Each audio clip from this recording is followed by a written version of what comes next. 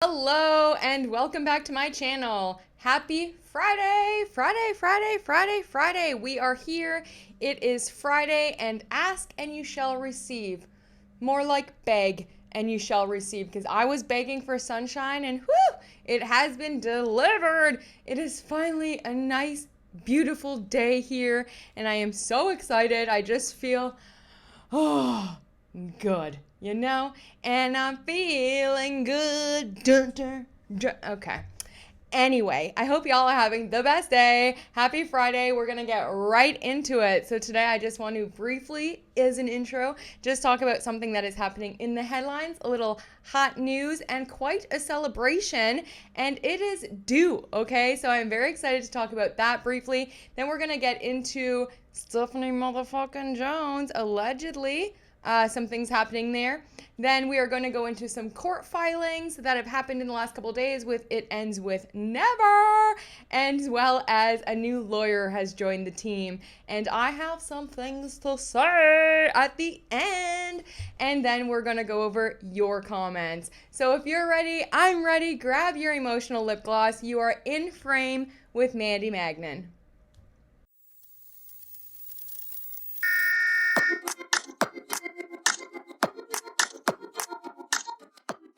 First, huge shout out and big congratulations to Hailey Bieber, who has just this week signed a $1 billion deal for her cosmetic line Rhode. She sold it to Elf Cosmetics this week, and look at her just thriving, okay? That's huge.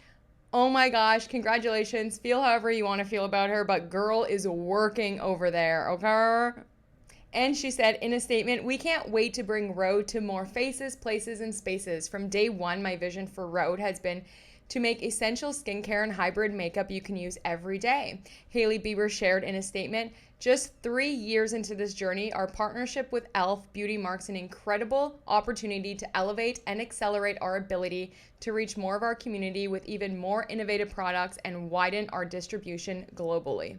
And I mean, it's just, I think, so incredible that this girl is slaying. This month, she was also on the cover of Vogue. Say whatever you want about her and Justin Bieber's relationship and da-da-da-da-da.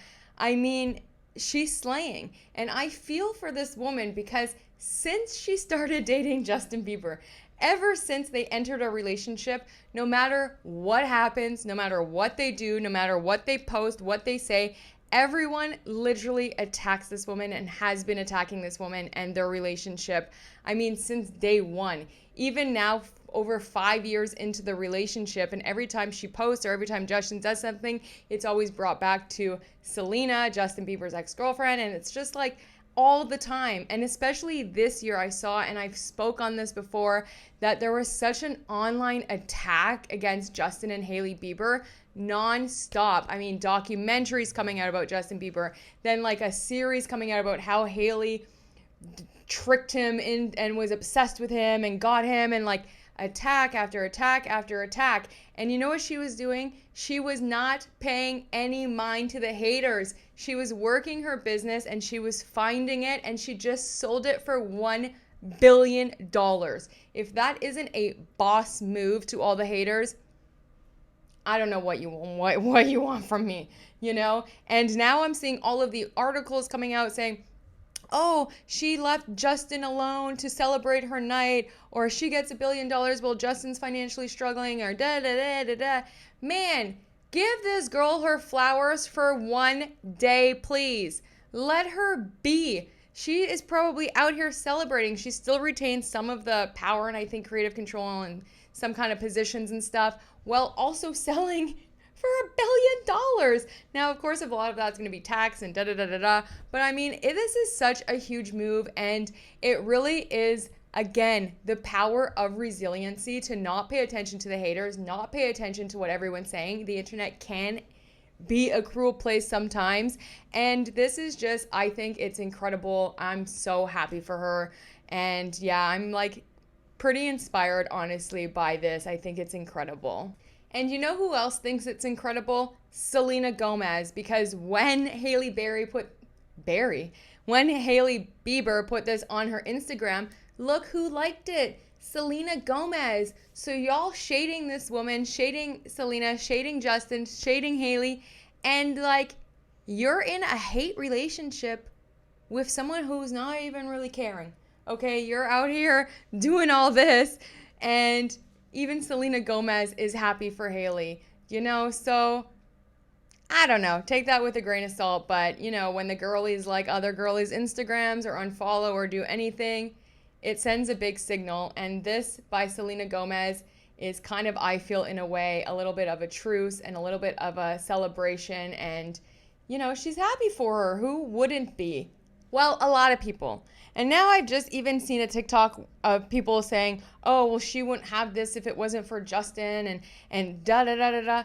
Give this girl her flowers.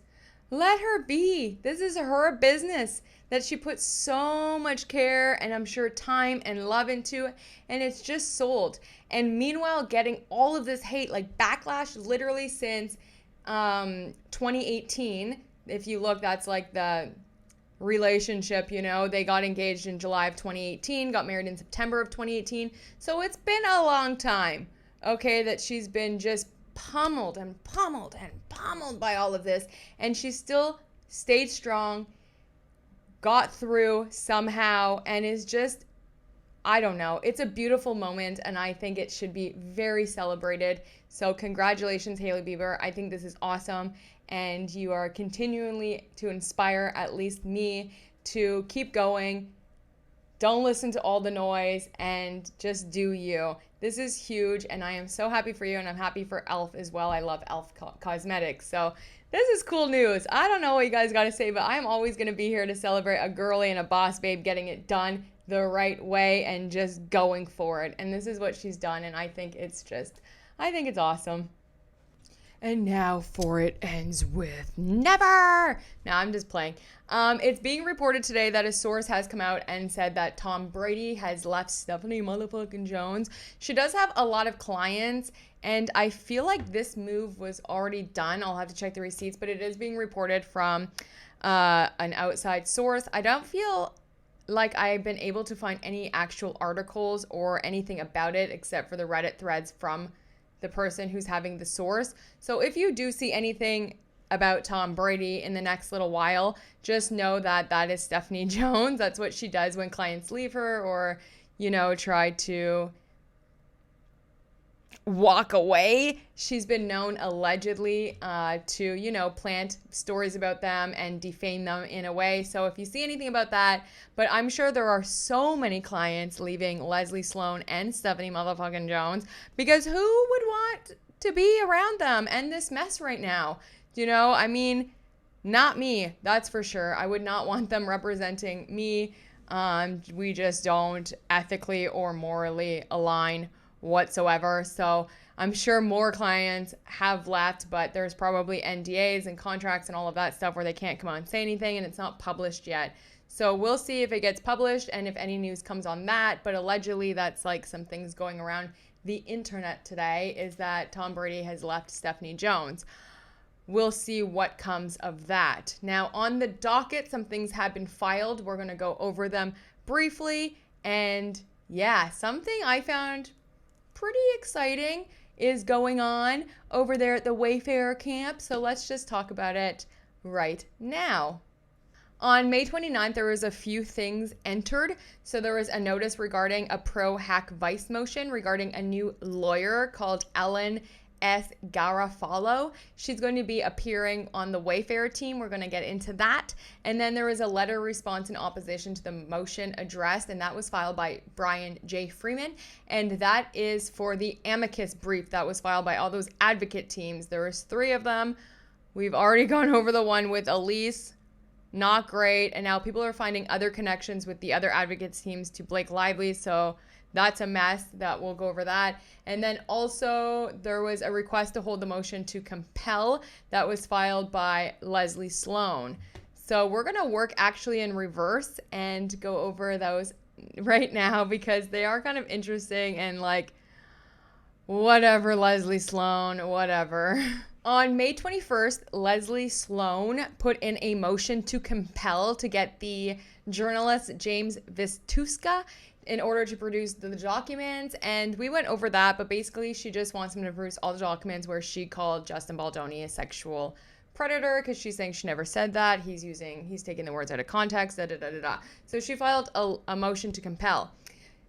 Then James Vitsuska came back on the 28th and said, like, listen, I don't want to answer any of your questions. Pretty much, if you need anything, go see the Wayfarer parties. So now today, Leslie Sloan has put in this letter to the judge, kind of halting the motion to compel. And on behalf of Leslie Sloan and Vision PR Inc., we write regarding our pending motion to compel James Vitsuska to produce documents in response to a third-party subpoena. The Sloan's parties respectfully request that the court hold the motion to compel in abeyance until June 5th, as they and Vitsuska continue to negotiate a compromise wherein the Sloan parties would agree to a narrow set of documents that Vitsuska would agree to set forth key facts in a declaration. Vitsuska consents to holding the motion in abeyance to continue negotiations, but notes that his counsel is unavailable the week of June 9 due to private travel arrangements. The next scheduled appearance in this case is October 21st. This request will not affect the case schedule.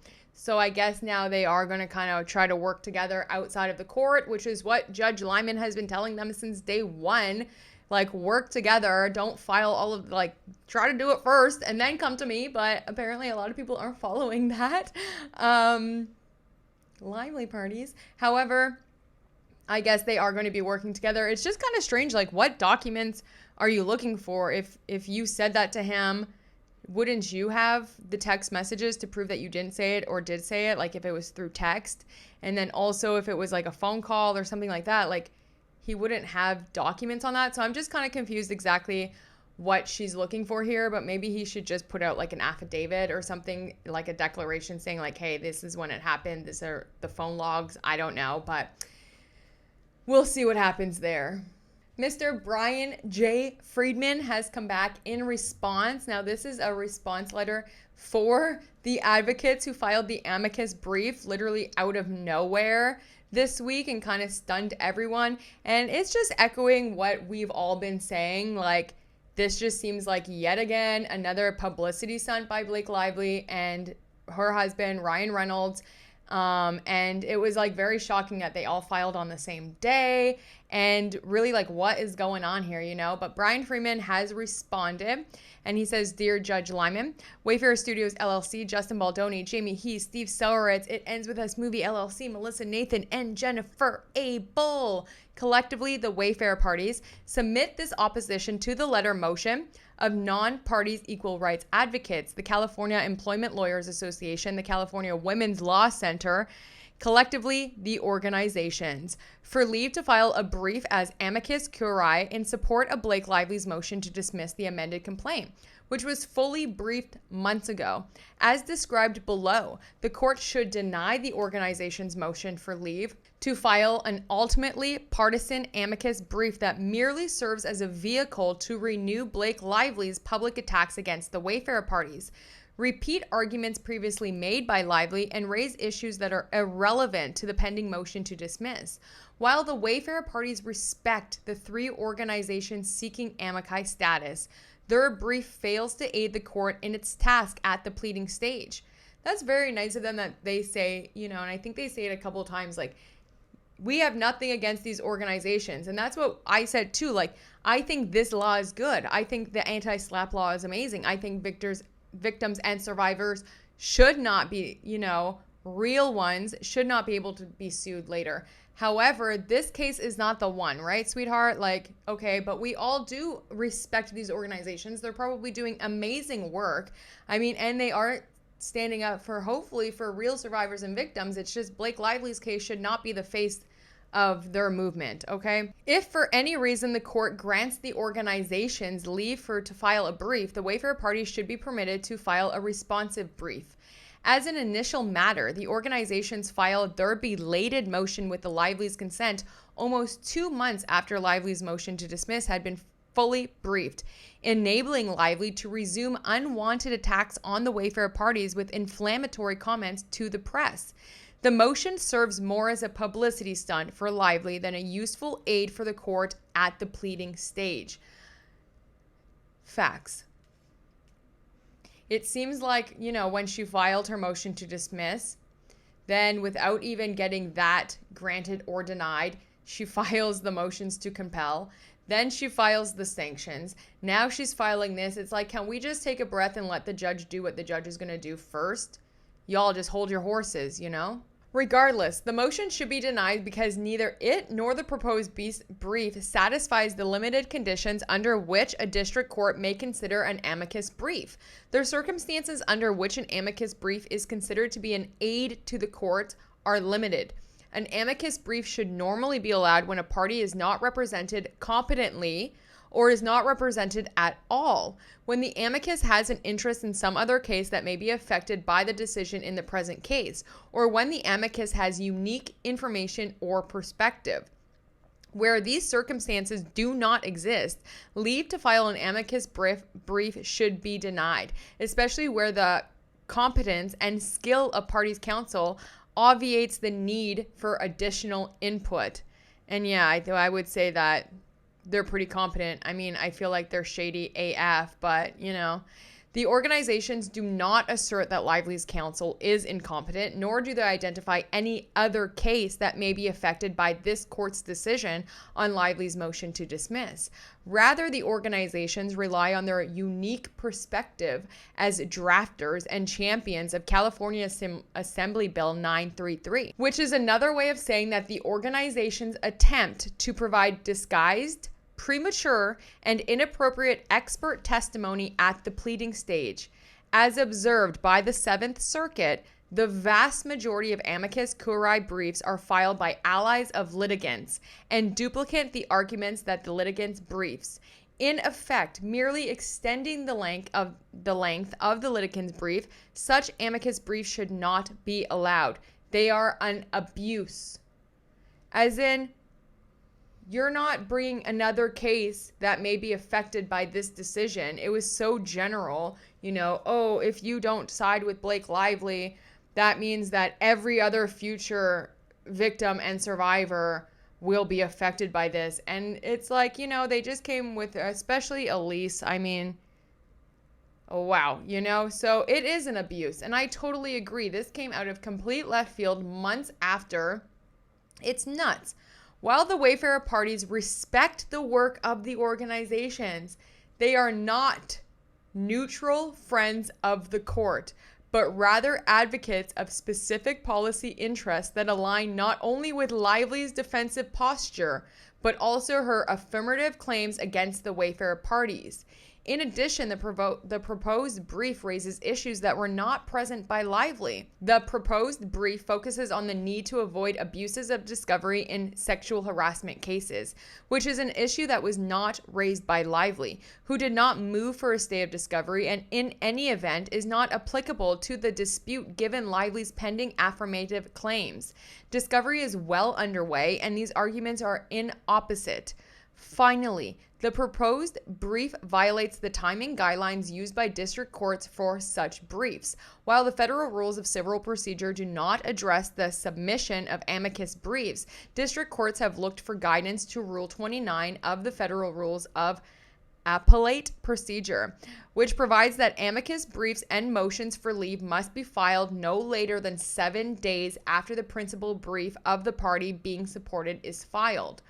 The organizations filed their proposed brief more than 2 months after Lively filed her motion to dismiss, well beyond the window outlined in the Federal Rules of Appellate Procedure. As the Wayfarer parties would need time to respond to the proposed brief, a decision on Lively's motion to dismiss would be further delayed by its inclusion, weighing against granting. Since parties should have their dispute resolved without any unnecessary delay, where the filing of an amicus curiae brief would cause such a delay, it should not be accepted.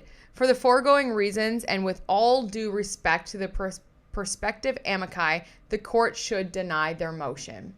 178% or whatever. Yeah, totally. I mean, first of all, it totally came out of left field. Over 2 months after they filed, it has nothing to do with Blake Lively and Justin Baldoni and Wayfarer's case. It was just a bunch of baloney, honestly. And again, I think something for more headlines. And I really think that these organizations, especially Elise Dorsey, only did this for clout. I fully believe that she did this to raise money for herself, help her GoFundMe, get her story out, harass the professor even more, stalk him a little more, make sure that the whole world now knows.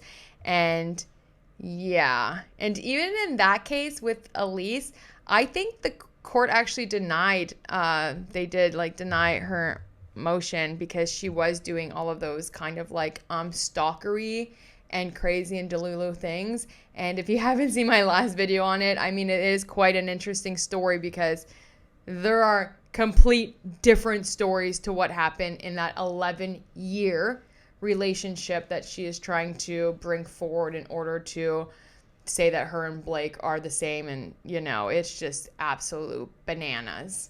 And we have a new joiner to the team who has been already approved by Judge Lyman as of this morning to be able to join the Wayfarer party. This is Miss Aline Garofalo, and dang, she is not one to be messed with. Her resume, her credentials, oh my gosh, let's get into it.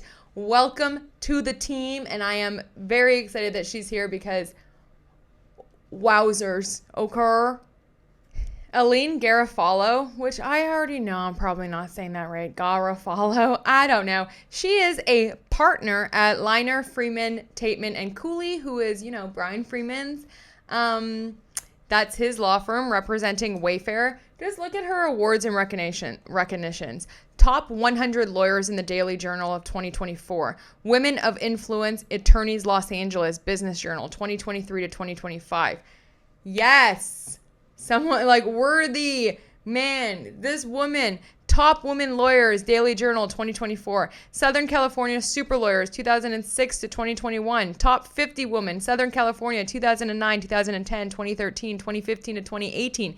Super Lawyers Magazines. Top 75 Women Litigators, Daily Journal. Attorney of the Year, The Recorder, 2011. I mean, my gosh. Do you know? That is quite impressive. But what is even more impressive to me, or the same of impressive, or all of it is pretty impressive, is what exactly she tends to litigate. With over 3 decades of courtroom experience, she is a seasoned trial attorney focusing on a wide range of civil, criminal, and regulatory matters, including SEC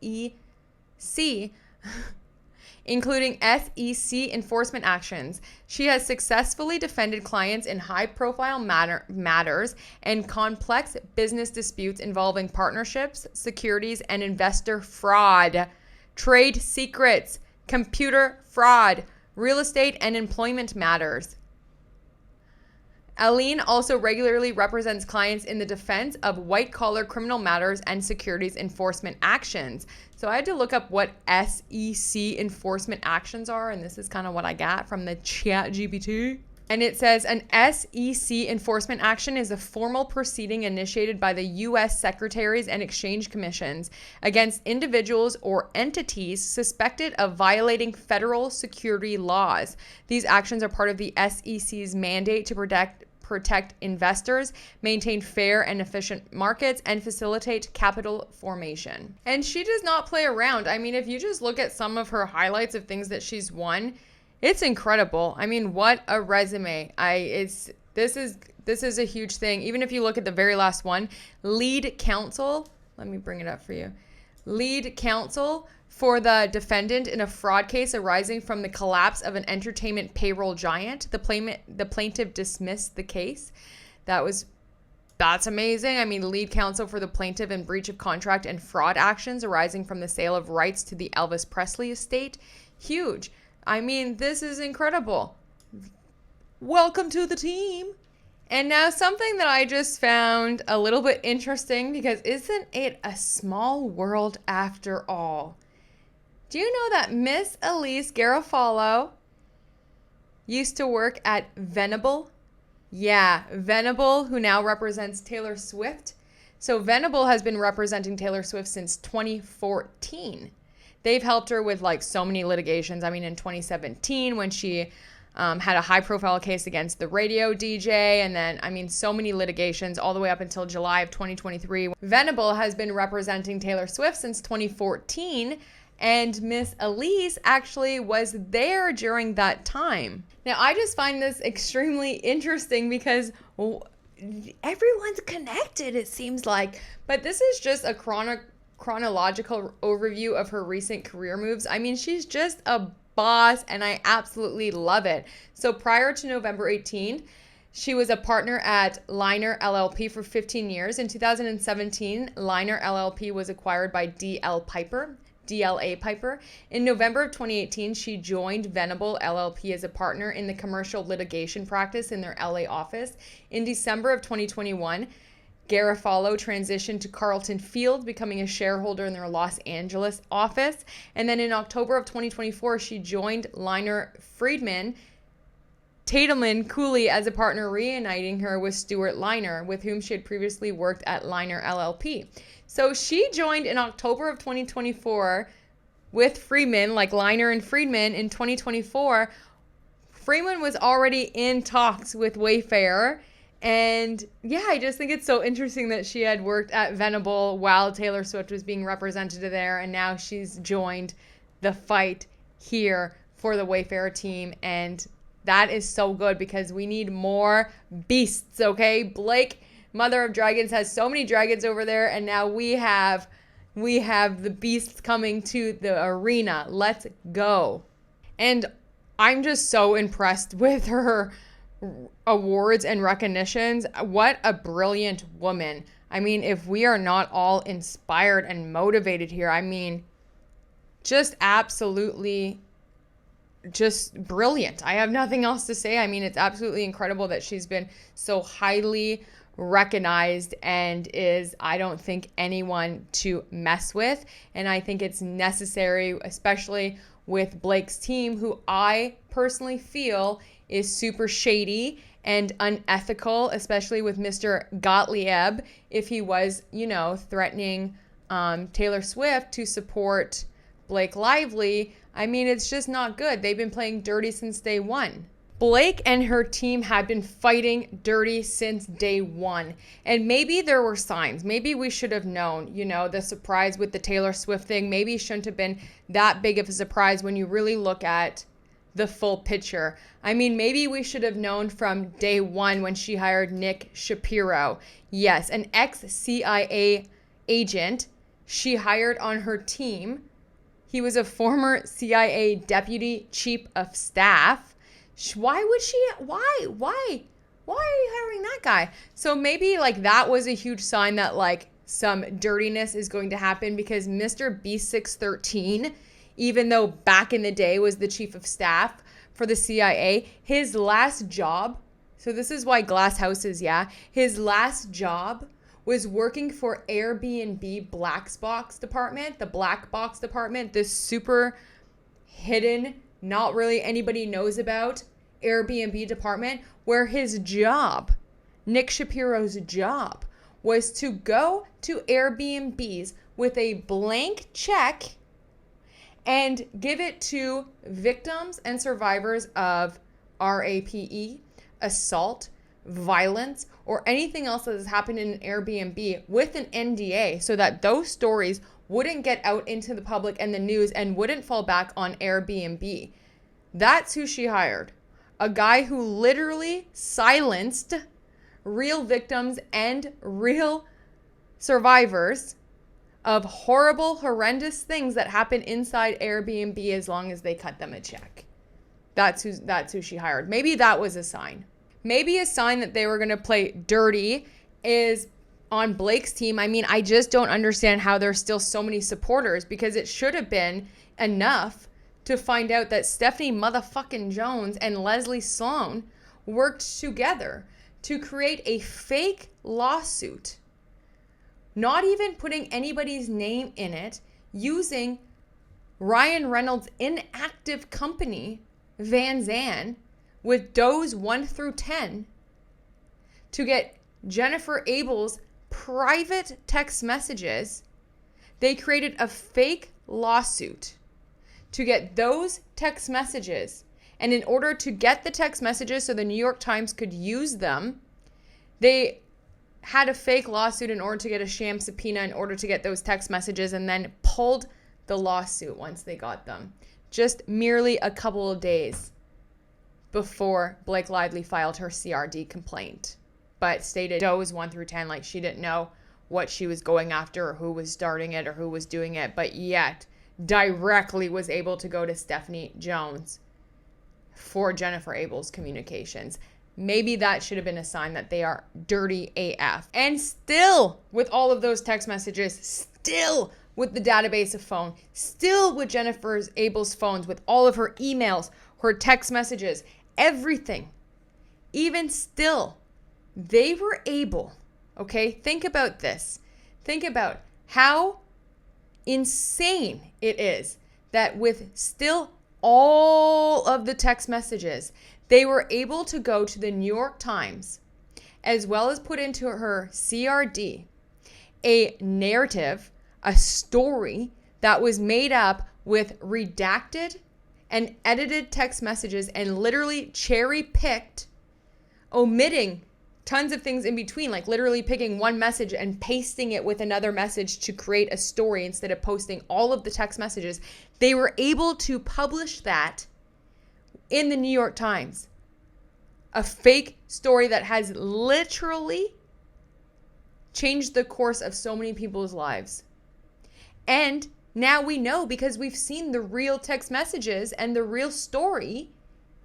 So think of the audacity that it takes and the shadiness to be able to have the full picture in front of you and pick and pluck what you want to use in order to do this entire fake story in the New York Times, as well as in her CRD complaint, to paint this narrative of victimhood. And what I find even worse than that is for Miss Blake Lively to then, in her CRD complaint, as well as the New York Times, to put and name content creators and journalists that do amazing work online, okay, independent journalists and content creators, to name them in that same story, knowing full well the amount of hate and harassment and that they would be targeted by just having their name in those stories. And when, for example, they went back to the New York Times,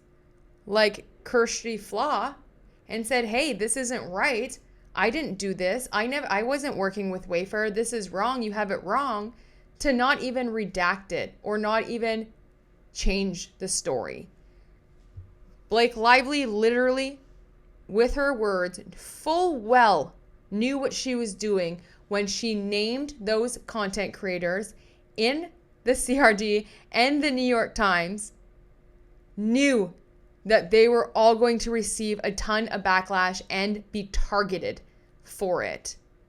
And the audacity and shadiness of fighting for attorney eyes only, Miss Snake Lively and Cryan Reynolds, fighting for attorney eyes only for medical records and security breach, had the audacity to publicly disclose somebody else's, Mr. Jed Wallace, his medical records, even though it was attorney eyes only in the other state. She, in her counterclaim, just decided it would be fine. You know, don't talk about mine. No one's allowed to know about me and my medical records. But you know what? Let me tell you something about him. How revolting. And you know what else? Maybe it should have been a sign that they were playing dirty from the start, when even in pre-production, Ryan Reynolds attacked Justin Baldoni. He went after him even before they started filming, all the way through filming. Do you know what I mean? However, maybe it would have been a sign that we would have known that these people were shady AF and they were doggy and they were just so gross. But the audacity, okay, should have been a true tell sign when we read Blake Lively's amended complaint. The amended complaint where she states in her own words that she, in my opinion, was insulting, undermining, and belittling Justin, Baldoni, Jamie Heath, and Wayfarer while working on their set.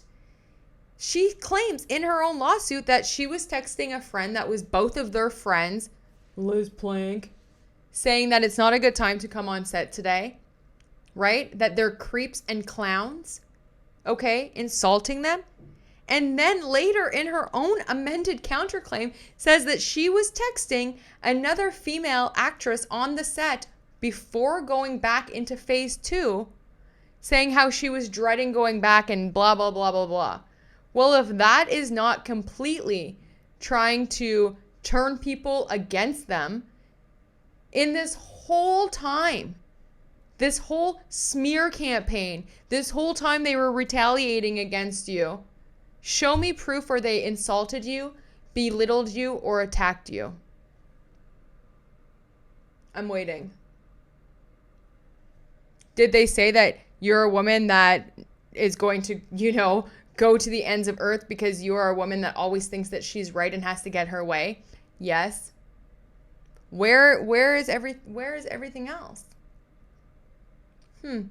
But in Blake's own, from her own mouth, or her lawyer's mouth, said that she's called them clowns and creeps. Says that she was texting other female actresses, telling, oh, don't worry, I had a talk with them. He's not going to hug you again.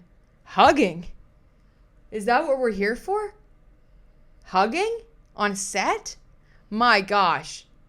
So maybe that was a sign, that they are just so gross, that they will do anything it takes, that they are doggy, and that they are so shady. Maybe this whole thing should have been thrown out and people should have, wake up at how shady they are when you just hear about the birthing scene.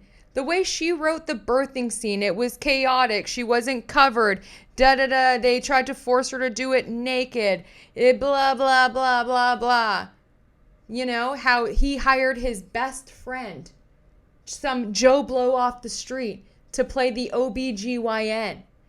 Because they were going to be close proximity to her vagina.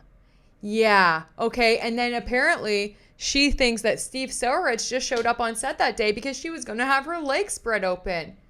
When Steve Soaretz has said he wasn't even there during those scenes. He came later in the day. Also, the actor from the birthing scene, Adam Moonchild, has come out and said, that's not true. Everything that she's saying, I don't know why she's saying that, but it was a perfectly fine scene. We just did the scene and she was covered the whole time. And not only that, but she had briefs on as well as their prosthetic stomach. And I wasn't even closer. Everything was fine that day. Kind of shady. Kind of just picking things to make something about it that it has nothing. There's no merit to it. And on top of that, calling a birthing scene that Jamie Heath was showing you, a video of a birthing scene, originally labeling it pornography. I know birthing can be very intrusive. It can be kind of gross to watch sometimes. It could be a lot of things. But who in their right mind considers it pornography? Or maybe the world should have really opened their eyes to how shady and how absolutely ignorant, and on top of that, the audacity of these people to then come out and write all of that stuff about the dance montage. She felt trapped. She was trapped. He sniffed all the way down from her ear to her neck and said, "Oh, you smell so good." When in reality, they were just doing a scene. She said originally in her complaint that no sound was recorded. And you know why she said that? Because she really thought there was no sound. So she could prove whatever she wants by just the visuals, right? But now we saw the dance montage. And we saw, she said Justin Baldoni was so unprofessional. He was out of character the whole time, talking about all of this stuff all the time. They were both, she was doing the same thing. And even in that scene, she insults him, making fun of his nose. And you know what he did? They were dancing. And she said, "Oh, I smell," or "Don't mind the smell," or something. He said, "Don't worry, it smells good." And then she said, oh, that's my makeup or my spray tanner. Yeah, not exactly the same thing, is it? And I find it very odd that in the video game, Nice Pool was this guy. Yeah. Huh. And another thing, not to keep mentioning how Steve Soritz is a billionaire over and over and over and over. What about you, Ryan and Blake?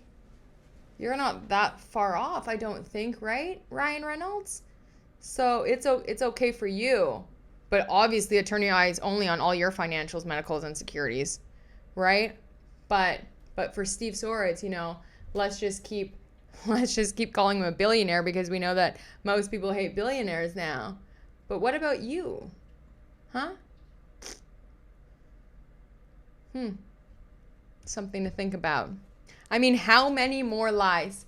How many more things? How many more times are they going to be able to get away with this because they have power, money, and fame? That's it. The fact that Ryan Reynolds is still out here gallivanting around, okay? Like everything's fine. He's picking up project after project after project. Oh, now he's so focused on being dad of the year and wants to make movies that he can watch with his kids. The only reason why you're doing that is because we found out about the Deadpool and Wolverine and how gross you've been. Do you know? So, stop it. The things that you have done and said have been proven to be lies. You've used the most unethical and shady tactics. You have people on your side, like B613, who has silenced and paid victims of rape. Are we being serious? I mean, time and time and time again. It's just whoa, this needs to stop, okay? There has to be some kind of timeout where everyone just comes to their senses and says enough is enough. You lied, you're shady, and now you're still going on with this even though every single thing has been proven, and not only by Justin and Wayfarer, other people. The actor who played the OBGYN was like, I was a working actor. I am a trained classical actor. I got hired for that part. I'm not just Justin Baldoni's best friend. Come on. Come on. It's exhausting. We're tired. We see right through it. Okay? So like your B613 guy who used to go with blank check to pay victims, Justin Baldoni, Jamie Heath, Steve Soritz, Jennifer Abel, and Melissa Nathan are the victims, and you need to start writing that $400 million check and getting your way, okay, to oblivion, because that's where y'all belong. And now, without any further ado, a few of your comments that I found in the last couple of days, quite interesting. This is from @FavoriteBooks4Now. Says, if this person is writing a letter pro Blake Lively, makes me believe automatically that her lawsuit was probably a scam too. Already makes me feel sorry for the professor. Blake Lively would never have real victims on her side with the amount of evidence. And then @Lenore Y1L says, magically 2 organizations file on the same day months after proceedings started. Yes, exactly. And yeah, I mean, at least Dorsey got herself into a little bit of hot trouble here, I think, to be honest. Happy Rabbit 0408 says, Justin should sue Blake for SH. Yes. Because we all saw the video of her biting that and sucking on that man's lower lip. Was that part of it? Was part of it all of those text messages? Was part of it all of those things that she was sending him? Like no teeth Lively? Come on. I think he should too. @Team Justin Baldoni, who is doing amazing work, okay? If y'all don't follow this person on Instagram and TikTok, okay? I think that AI is going to be highly used instead of real humans in the future if these stories still happen. And that is, of course, talking about Kevin Costner on the set of Horizon. That I never even thought about that before this comment, and that actually frightens me. Again, there has to be a level of good faith and trust when it comes to trusting your director, trusting your role, trusting going on set. Now, again, who knows all of the details in that case, but this did happen last May. So it wasn't this May. It was over a year ago. And also I saw that some people are trying to, just an interesting perspective, I guess, that we all remember the SNL 50 and that Kevin Costner was giving side eye and complete shade to Ryan Reynolds and Blake Lively, especially Ryan Reynolds when he got up and made that super tasteless joke. And I think that whole week, everyone was like, Kevin Costner's my hero. He's thinking what we are all thinking, da-da-da-da-da. And now over a year later, he is in the headlines for something like this. So it's interesting. Who knows if it is tied in or what we know about that or what we know if it has to do with giving Ryan Reynolds shade. And now I don't put anything past any of these dragons, okay? I'm not going to agree or disagree yet, but it is an interesting theory and also made me go like, whoa, so true. That's very interesting. That's all I'll say now until more details come out. And at Joe Raz says, the thing is, who cares if Kim Kardashian supports Blake Lively? We know the morals and ethics of the Kardashians. I wouldn't want them to support me. I would be like, no, thank you. Please stop. What a coincidence. Her son's 6th birthday party, the same age as Blake and Ryan's daughter when she was in the movie. Did Kim play Blake and Ryan's 6-year-old daughter saying the vulgar line to Daddy Deadpool for her son's 6th birthday?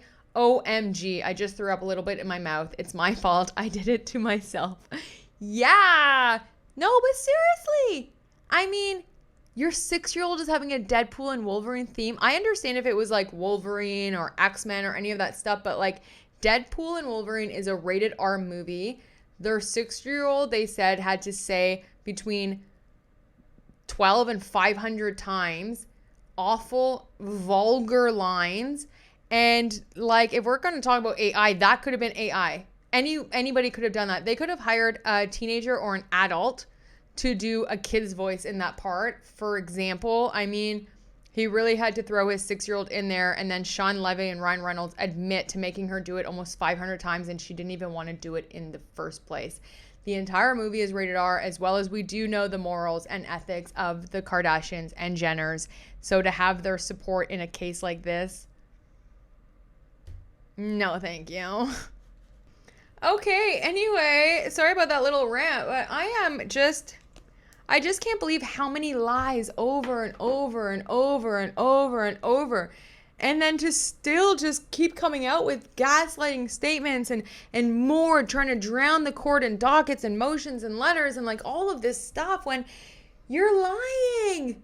Like, even if, you know, those parts you were lying, but other parts you weren't. It's like, how do we know now what was true and what wasn't true?